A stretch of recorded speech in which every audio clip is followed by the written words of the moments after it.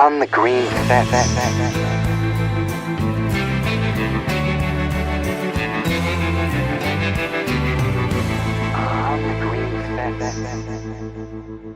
Hello everybody, Neil here, and as we dive into the second episode of our series on health and climate change, I'd like you to think back to your last visit to the doctor. Personally, I can remember it very well. It wasn't too long ago. Just a quick examination, a blood test, and I ended up leaving with a prescription for some medication, nothing serious, all rather straightforward. And at no point was there any talk of climate change or anything environmental. Matter of fact, I can't remember any doctor's visit where this topic ever came up. You can call me Ralph. Ralph. Okay, we'll go with Ralph. PH. Okay. But, and we now come to what this episode is actually about. There is a general practitioner here in Western Germany called Dr. Ralf Krolewski, who's introduced something rather unique in his practice. It's a so-called Klimasprechstunde, which roughly translates as climate consultation hours. And Dr. Krolewski, he's always taken an active interest in environmental matters. He originates from Western Germany's coal mining hub, the Ruhrgebiet. And after the Paris Climate Accord, he took part in several UN climate conferences. He got involved on various levels and developed this concept where he kind of mixes environmental matters with health issues in his practice. That is, the Klimasprechstunde. And as Ralph explained to me, the connections between planetary health and public health, they're so extensive and manifold that it's high time we took a closer look at the health sector as a whole, not just in terms of how it accounts for about 5% of global CO2 emissions, which I thought was really impressive, but also how it is uniquely positioned to get people to change their lifestyle and habits that are bad both for themselves, but also for the planet. But is this something that patients really want to hear when they go to the doctor? Would you? Anyway, time to find out and hear more from the man himself, Dr. Ralf Krolewski, who's got his practice in Wuppertal, just east of Cologne. Das Bewusstsein und das Wissen die Veränderung im Klimasystem. The connection between climate change and my activities as a doctor extends to several areas. One is how I act as a doctor within the health system and how big my carbon footprint is as a general practitioner. For instance, I have reduced driving in the car by 95%. I use an e-bike for almost all my visits. I have leasing contracts for e-bikes for my staff. We are a bike-friendly practice, and we're also campaigning for a bike-friendly infrastructure in these parts. Second is the interaction with my patients. Studies show that lifestyle changes in terms of diet and exercise can extend your lifespan by 6 years and prevent nearly 30% of all diseases. And as a physician, I don't just prescribe drugs. I also do a risk assessment with the patient and develop evidence-based recommendations. In my climate consultation hours, I make recommendations that help both the patient and the climate. And the effects are such that everyone could reduce their personal ecological footprint by up to 30% in Germany. The same goes for OECD countries. The third aspect of my Klimasprechstunde is that we strive to protect our patients from extreme weather events, such as severe heat waves, by rendering our systems more resilient and formulating emergency plans for such events. And finally, it's also important to make use of the leverage that we have as doctors in society and to campaign for all the things that I do in my practice with the Klimasprechstunde on a public level as well. Wow. Okay. Well, you packed a lot into that answer. I can tell you're very passionate about the topic. But maybe if we just, from a patient's perspective now, if we break it down, let's say I'm a patient and I come to your practice. Do I need to make a special appointment, for this climate consultation hours, or how does it work? Do all patients get this automatically if they come to you, or how does it work? Es sind ungefähr bei fast 60% aller Konsultationen. In almost 60% of all of my consultations, I have the opportunity to go deeper and contextualize lifestyle and health. And I'm not just talking preventive checkups here. I'll give you an example. A young 28-year-old woman comes in with acute back pain. I examine her. It's a typical muscular tension in the back. Usually, she'd be told it's nothing serious and that she should take it easy for a few days and maybe take a painkiller or two. But in the broader context of my climate consultation hours, I inform the patient about the risk factors that are causing her back pain in the first place. Because otherwise, there is an 88% chance that she will get back pain again and again in her life. So I need to find out what she does and where she works. Then she tells me that she has an office job in a bank. I then ask her how she travels to work. She tells me it's 3.5 kilometers, that she drives by car. Then I recommend that she either do 20 minutes of gymnastics at home in the morning before she goes to work, or commute differently. If she walks or cycles, she can activate up to 90% of her muscles. And this activation not only has an effect on the musculoskeletal system, but through this activation, 600 substances are released in the body which stimulate brain function, the entire metabolism, and the immune system. There was a large British study on commuters with 400,000 participants over 25 years. Those who cycle or walk to work, even in this range of up to 5 kilometers, have a 25% reduction in mortality from heart attacks, strokes, and 11% less heart disease. I tell my patient about this and say that you can do something for your health. I then mention in this context that if she rides her bike to work, it also has less emissions and that this is positive for her and the environment. And what I often experience is that people are already pondering not just their own nutrition and exercise, but also the climate issue. But their thoughts are often ambivalent and inconclusive. They don't know exactly what they can do and how it all connects, and they have questions about it and show interest. Das Klimathema in sich herumtragen, auch oft ambivalent. Also sie wissen nicht genau, was sie tun können und sie haben Fragen dazu. I mean, are all patients open to this? Or is it something where, I'm sort of wondering, if I were a patient now and I came to you and let's say I had excruciating backache, real pain, and I came to you to get, an injection so I can quickly get back to the job and carry on with my work. And you started talking to me then about the climate. I might sort of think, wait a minute. Is this a doctor or is this an environmentalist? Do you have patients who have problems with the fact that you mix the two? Also die meisten, die erstmal Schmerzen haben. In my experience, people are very open to it. It's not all about medication for them, but rather, what can they do themselves to improve their health? In fact, they'd rather be less dependent on doctors and drugs. I had expected more skepticism at the beginning. I must admit I am surprised and pleased at how positive the response has been. I hardly ever come across patients who reject the concept outright. Was soll das? Das interessiert mich überhaupt nicht. Erfahre ich eigentlich ganz selten. So you haven't lost any patients because of this? Überhaupt keinen. Übrigens auch bei psychischen Erkrankungen. None at all. By the way, this is also the case with mental illnesses. Most mental disorders are depressive developments, and what also plays an increasing role are psychological reactions to climate change itself. We also have extreme weather events here in my area. We have droughts, and we have farmers who are worried sick. We had one of the largest wildfires with over 1,000 firefighters on the job for a week. We have traumatized firefighters and forest farmers who have lost all their trees because of droughts.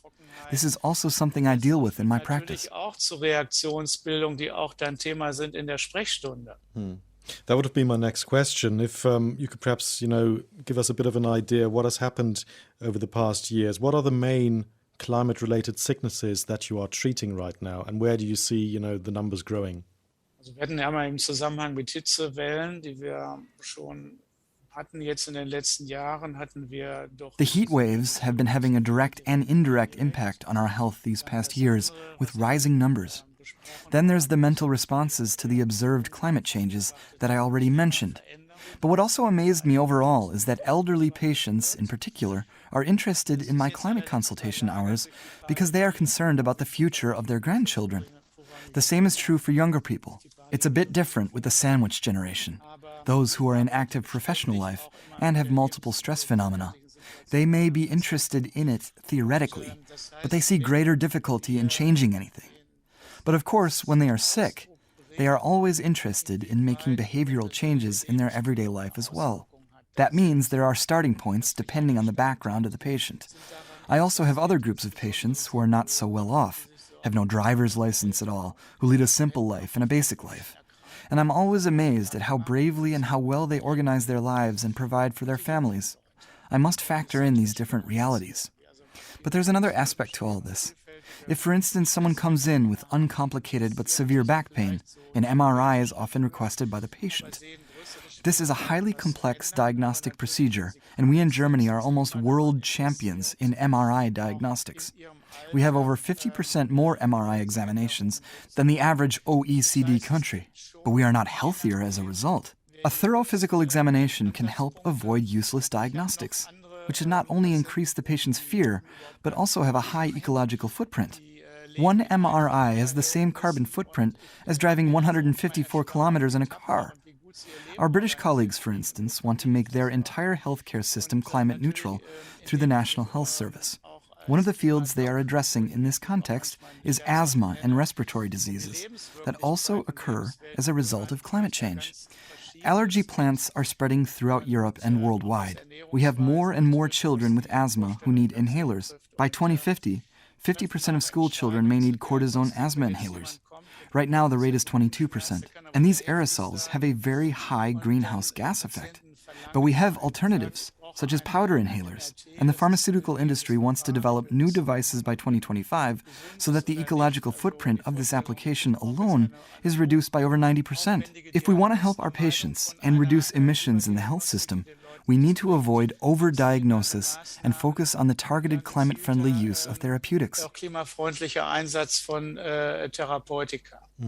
That's very interesting that you've got this double-pronged approach. On the one hand, you want to help your patients, save emissions with your patients, but you're also self-critical of the health system because, I saw this stat, I couldn't believe it when I first saw it, that the health sector accounts for 5% of global CO2 emissions. And as you said, how energy intensive some of the procedures are, which may not even be necessary. So we could cut down on them. And you're onto that. So you're already introducing measures to try and reduce that, which I find very interesting. You also mentioned the measures, with some of your patients that you recommended, okay, take a bike instead of, taking the car every day. That could already help because you're then more mobile, your whole frame will improve, etc. Can you give us any other examples of, where patients underwent a transformation or changed their lifestyle completely after, being with you in your practice? Of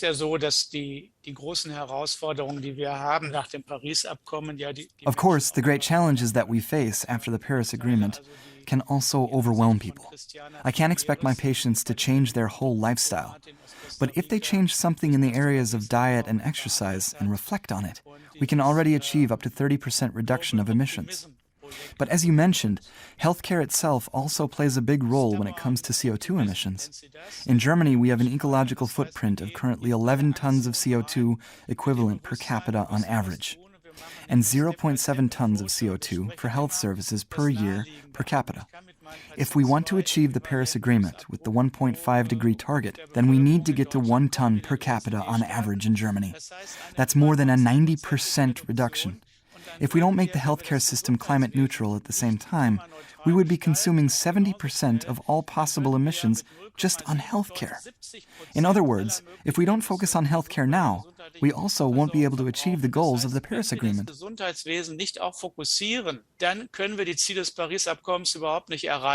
Ralph, your concept to me, it sounds like a win-win situation because the patients win, the planet wins. Why aren't more general practitioners or doctors, why aren't more doing what you are doing? Dafür werbe ich ja. Wir werden ja auch immer mehr. That's what I'm campaigning for, and our ranks are growing.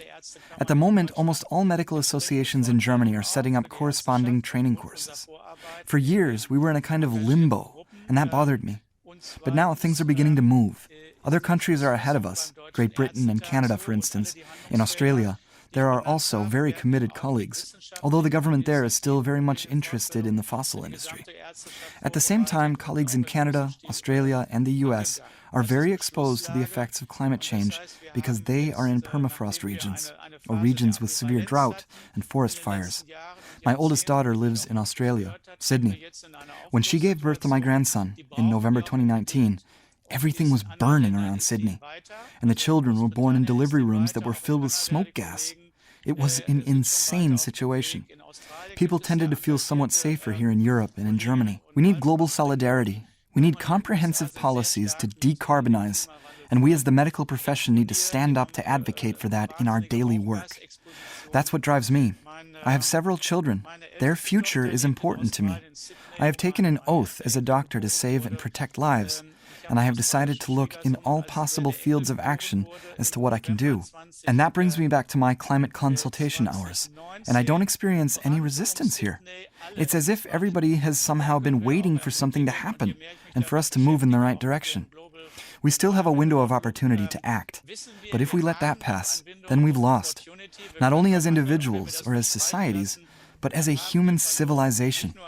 It is high time to act.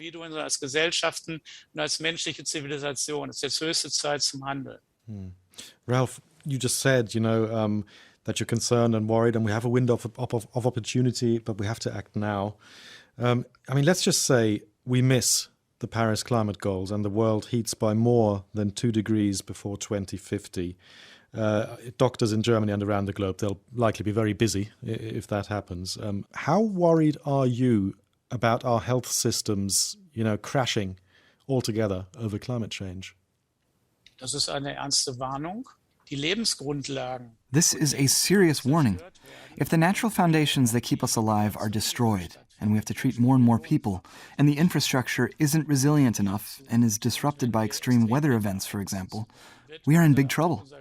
If the hospitals themselves are overheated and can no longer accept patients, and the rescue forces, after 20 minutes of work at an outside temperature of over 40 degrees Celsius, then need 45 minutes to recover in a cool environment, then we have a scenario that could lead to the collapse of the health system. And that is why I have also taken a very clear position and warned German parliamentarians in public discussions. And I base this warning on data and publications from the weather services, the World Health Organization, and the Lancet Countdown.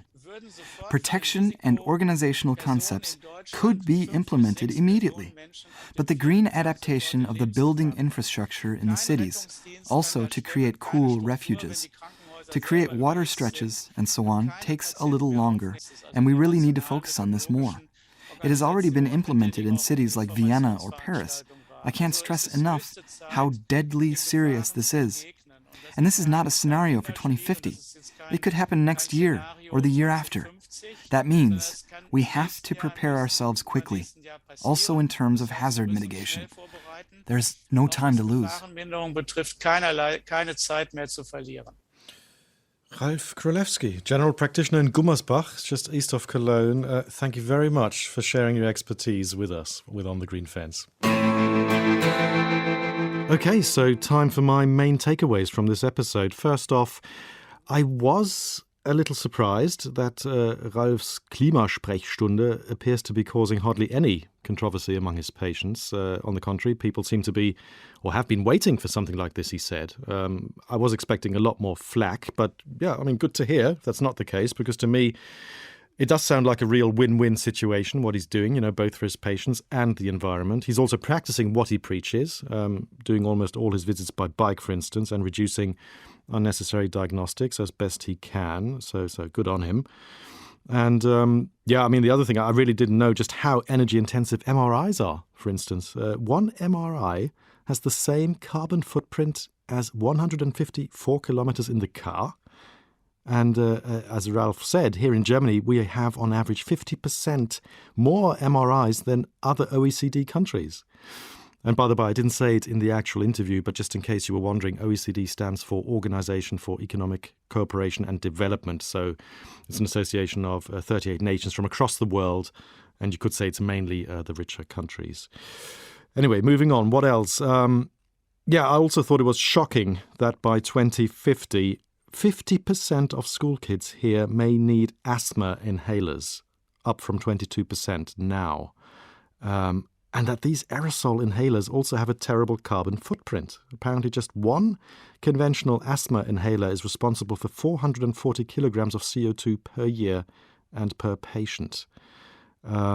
So that's a huge problem in the making there on both levels, a lot of sick kids, but also the carbon footprint that these asthma inhalers will likely produce. But as Ralf said, luckily the pharmaceutical industry is working on solutions, on powder inhalers that can bring down that footprint significantly.